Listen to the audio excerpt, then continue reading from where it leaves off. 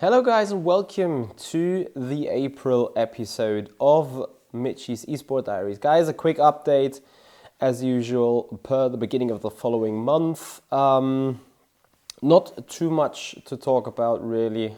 We've had two races in the Formula Simracing World Championship. We're going to speak about Virtual Endurance Championship towards the end of the video and probably just a general update for current situations here in the sim racing business that we do. So first of all, I think the most unexpected update is a little bit about the kind of absence of the past 2 or 3 weeks, maybe even 4 weeks.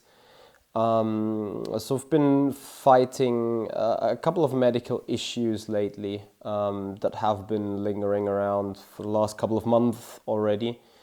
So far I was able to stand over those and stand above those and keep them behind, but as the time progressed, it was evident that I had to take some action, which also ultimately led to a little bit less streaming, a little bit different focus, trying to relax on things, trying to take the energy to go through the period of time. Don't worry, it's nothing too bad or too threatening, let's say. I've had a couple of medical checkups. They are all looking good. They are all looking fine. So body-wise, blood-wise, organs, we're all good. However, there is a couple of other things still going around. I'm going to go towards a little bit of physiotherapy. I'm trying to take care of my body a little more in these days, especially since there is not too much racing going on. Hence the absence, hence the low amount of streaming. Additionally, for the last 2 weeks, I was fighting the flu. I had it everything, especially after I was so lucky with the FSR race Silverstone. I jumped out of the car after the race and be like, that doesn't feel too great, does it? And yeah, Monday afterwards was thick throat, sore nose, sore throat. I was starting to sneeze, was starting to cough, and it is now 8 days after it, and I'm still not 100% perfect just yet. I was fighting fever. It was just perfect flu, you know. And it's kind of interesting because, a couple of weeks back, I was reading through the newspaper articles being there are so many disease with respiration disease among the entire society right now. And I saw the same phenomena in my company. Whereas if we have sick leave rates, not in the own company, but also in the entire area. It's crazy. It's so crazy. And I know why. Because that flu has pulled the plug on me literally last Thursday night. Having a lot of fever. I called in sick as well for Friday. I was trying to recover the entire weekend, which was actually also where I had planned to do some streams again after I've been off the air literally for 3 weeks already, with the exception of the FSR race at Silverstone. But it wasn't simply possible, and as of right now you probably still hear it in my voice. I'm still dealing with it a little bit, so that's where we are. Anyway, that is a lot of the April summed up already. 2 more things to sum up though, as we have had 2 races in the Formula Simracing World Championship, and those races have been incredibly different from each other in the way the result came together, but kind of equally good in terms of performance overall on the weekend. Let's start with the Singapore Grand Prix first. Singapore, we did our best ever qualifying this year, P5 on the grid, and that has been so important because the guy in P7 ran into the rear end of the P6 guy that nearly took out my own car in turn 8, lap 1, and caused a pileup of 13 cars behind, literally, since there is no safety cars in Formula Sim racing. That was the deal done if you kept it out of the wall and stuff. So yeah, I haven't raced too quick. I haven't been too strong overall, but I put the car in P5 on the grid, and I got going, and I think I finished 4th in the end. I jumped one car, can't remember in the end. I think it was Brajok. Either way, the race was really, really good. It was well driven. Pace was alright. I dropped off a lot in the very last stint, but apart from that, pace was alright. Strong enough for a top 5 drive, I guess. We got 4th in the end. We profited big time on that lap 1 pileup. If not for that lap 1 pileup, we couldn't have chosen our strategy as we wanted. We would have been under major threat from a lot of people. It would simply not be that. I don't even want to call it easy, because an FSR race is never easy, but we would probably not have ended up that easily in P4 as we did. So ultimately a very good qualifying on a track where it really mattered. Singapore street circuit, no normal circuit, hard to overtake. So qualifying was really, really important, and it was to my absolute joy that I could put a personal best lap time out in the qualifying there. It was extremely important, and yeah, I think the lap before would have only been enough for P11 or so. So safe to say I would have ended up in that pileup in the back of the field. So yeah, that actually got us the great opportunity for this P4 in the end. Not much more to say about Singapore.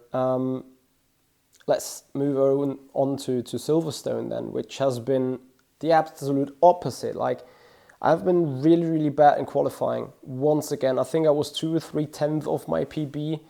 I was extremely unhappy, and even if I would have done PB, I would have started 10th or 11th. Not that perfect overall as well, but still better opportunities anyway, right? Instead, I qualified in P15, and it came down to my absolute monster lap 1, I want to say.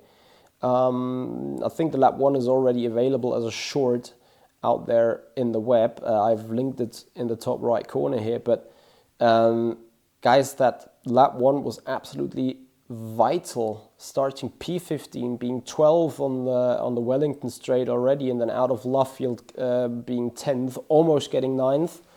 But anyway, we jumped 5 cars in the first 8 turns, and from there on made an absolutely outstanding recovery drive, I think.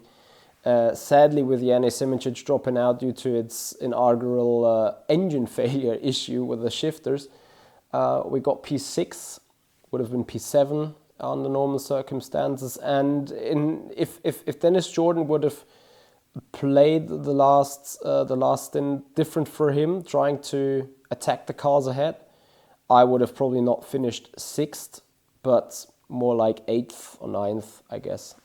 So making it to the DRS in the very last stint was absolutely vital for that result. But as it stands, once again, 9 positions climbed up throughout the race.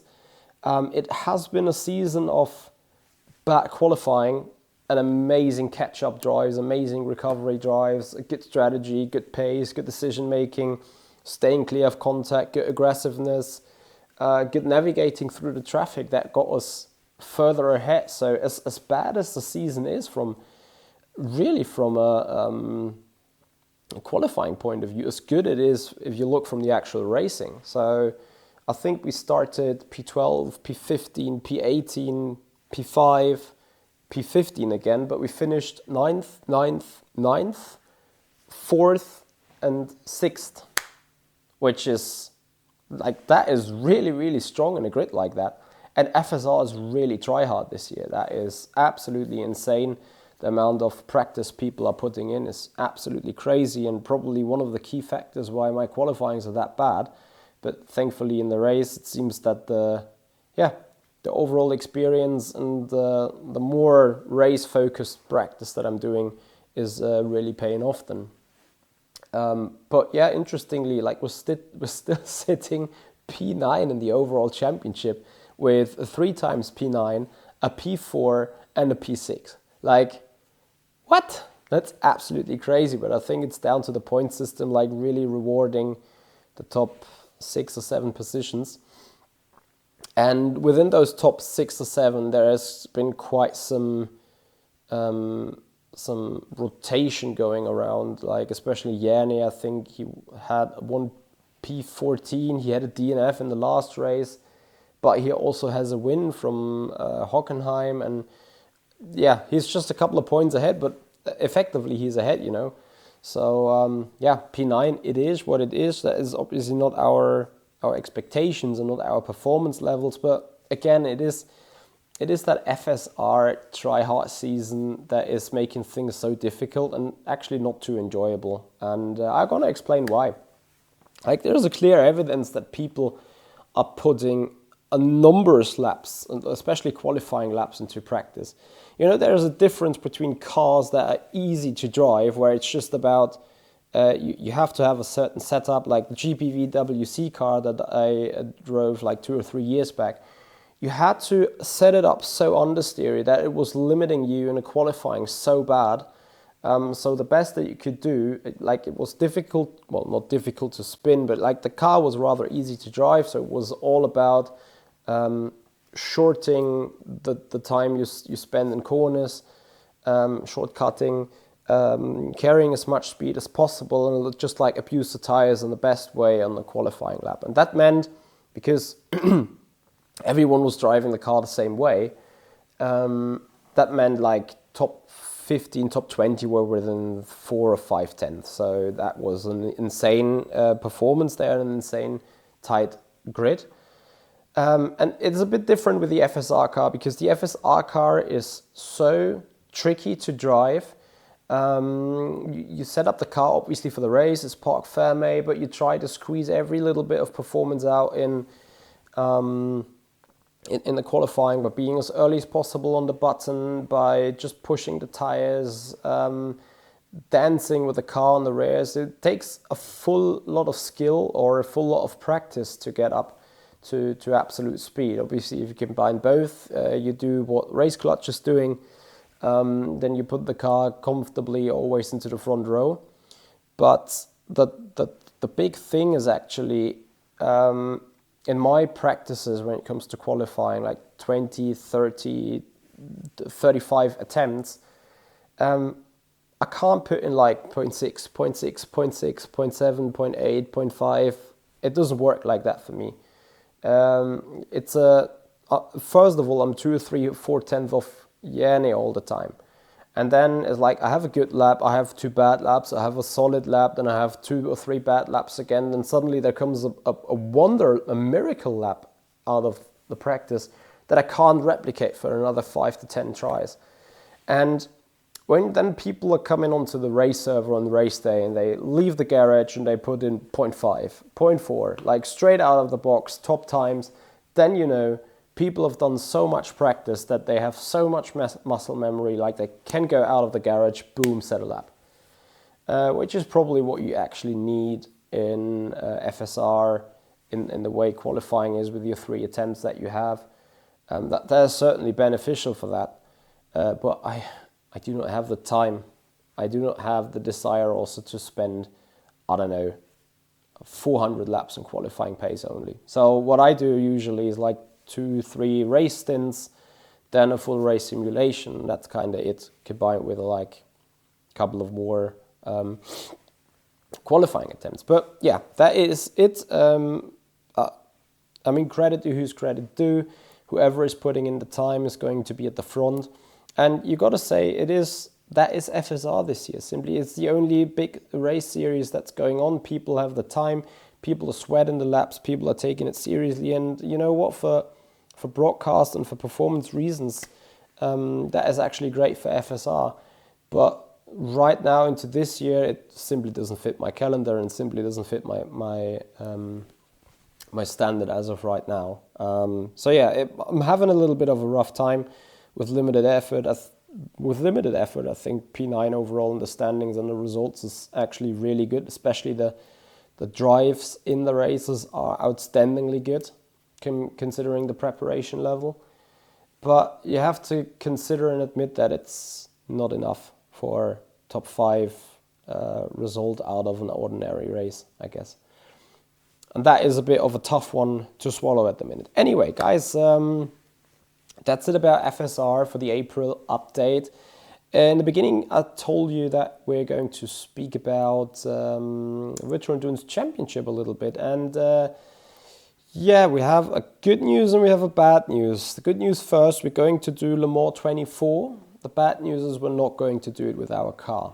So I've pulled the plug on the MH10 Simracing car simply because of a lack of drivers. On the other side though, I've been asked by other guys to join their team, so I will have my comeback to Division 1. We're going to race with the number 8 Winchik team, with Daniel Wisner, Sabakis and Martin Mergeli. And well, we're trying to win the Le Mans 24 hours. Mathematically, the guys got still an opportunity on the championship. It's rather unlikely though. So we're just trying to maximize everything we have. We're just trying to maximize the performances. And the good news for you guys, you got a 24-hour live on-board stream of the number 8. So that is a really competitive lineup. I'm really, really looking forward to work with the guys, trying to have a good race, trying to hopefully finish off at least on the podium in the Virtual Endurance Championship season finale. And yeah, the race is on the 2nd of June, 1st of June, like on that weekend. And I'm looking forward to see you guys there on the stream. So guys, you still hear it in my voice, so I'm going to stop talking now. Looking forward to see you again in May with the streams. We're going to pick up the streams again with Le Mans Ultimate for sure, with some R Factor 2, with FSR, with VEC, and then yeah, we see what May and then the beginning of June got ready for us. Guys, have a good time. Thank you so much for watching.